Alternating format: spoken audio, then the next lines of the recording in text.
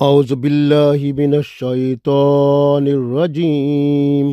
بسم اللہ الرحمن الرحیم لیدخل المؤمنین والمؤمنات جنات تجری من تحتها الانہار خالدین فیہا ویکفر عنہم سیئاتہم وَكَانَ ذَلِكَ عِندَ اللَّهِ فَوْزًا عَظِيمًا۔ عزیز دوستو، السلام علیکم ورحمۃ اللہ وبرکاتہ۔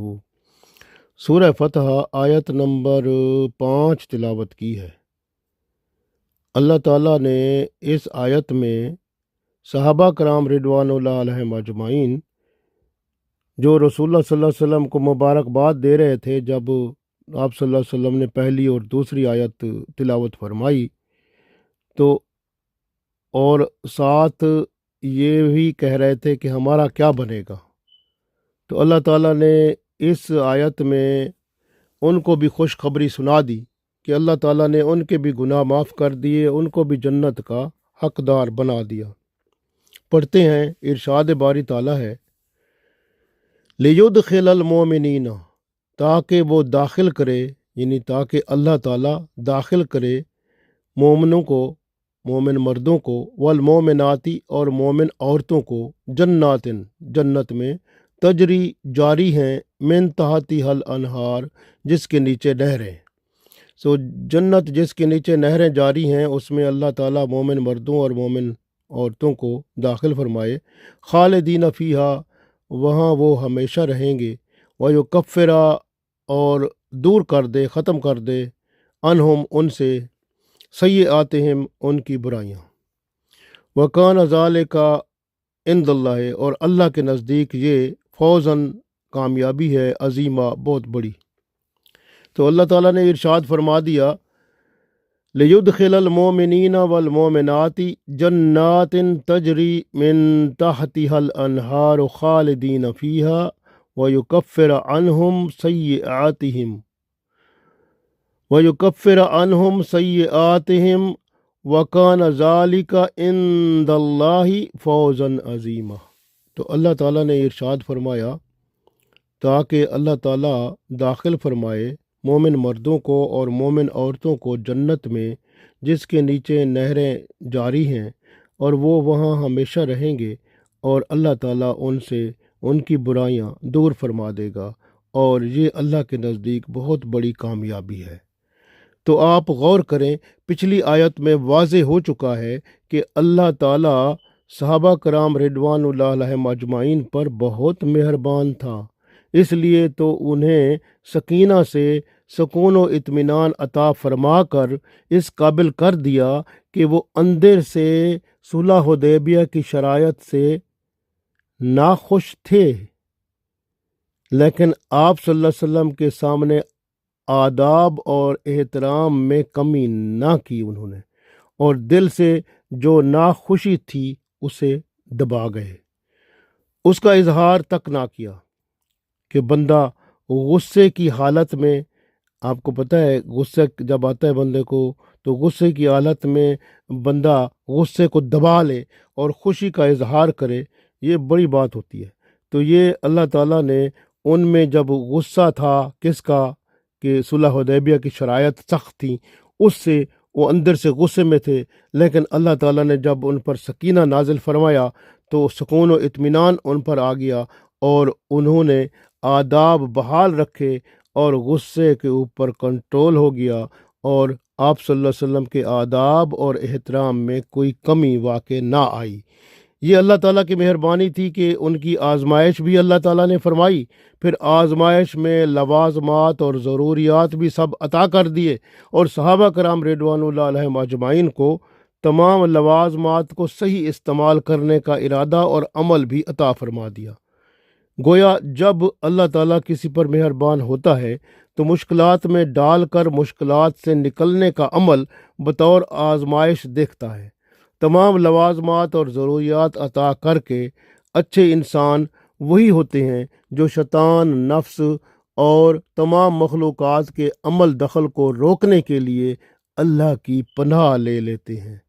تب انہیں اللہ تعالیٰ تمام لوازمات کو صحیح سمت میں استعمال کرنے کی صلاحیت عطا فرما کے آزمائش میں کامیاب و کامران فرما دیتا ہے۔ یہی اللہ تعالیٰ نے حدیبیہ کے موقع پر صحابہ کرام رضوان اللہ علیہم اجمعین کو آزماتے ہوئے کیا، تو انہوں نے آزمائش میں کامیاب ہونے کے لیے اپنی توجہ اللہ ہی پر مرکوز رکھی۔ کامیاب ہوئے تو اللہ تعالیٰ نے انہیں گناہوں سے آزاد کر دیا اور جنت میں داخل فرمانے کا عندیہ دے دیا۔ یہی بہت بڑی کامیابی ہے۔ جب اس صورت کی آپ دیکھیں کہ دوسری آیت نازل ہوئی تھی تو صحابہ کرام رضوان اللہ علیہم اجمعین رسول اللہ صلی اللہ علیہ وسلم کو مبارکباد تو دے رہے تھے، لیکن دل میں غمگین تھے کہ ہمارا کیا بنے گا۔ اب اس 5 نمبر آیت میں اللہ تعالیٰ نے ان کے بھی گناہ معاف فرما دیے اور جنت میں جانے کی خوشخبری عطا فرما دی۔ اس سے یہ بھی معلوم ہوا کہ جن پر اللہ تعالیٰ سکینہ اتارتا ہے انہیں جنت میں جگہ بھی عطا فرماتا ہے۔ کافر، مشرک اور منافق سکینہ سے محروم رہتے ہیں، اور